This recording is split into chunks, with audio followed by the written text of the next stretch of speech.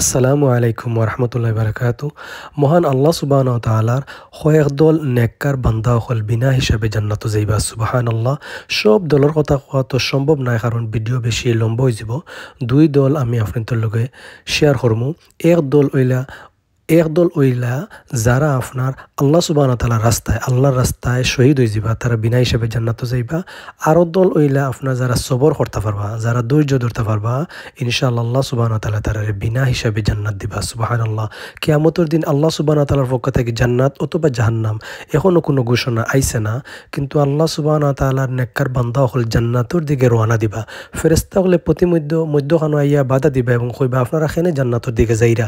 তখন সবরদার বান্দা হল যারা দুনিয়া থাকতে সবর করছেন, ধৈর্য ধারণ করছেন, তারা কইবা আপনারা হয়তো খেয়াল নাই, আল্লাহ সুবহানাহু ওয়া তাআলার পক্ষ থেকে ঘোষণা হয়েছে যারা সবর করবা, ধৈর্য ধারণ করবা, আল্লাহ সুবহানাহু ওয়া তাআলা তারা বিনা হিসাবে জান্নাত দিয়া দিবা। সুবহানাল্লাহ।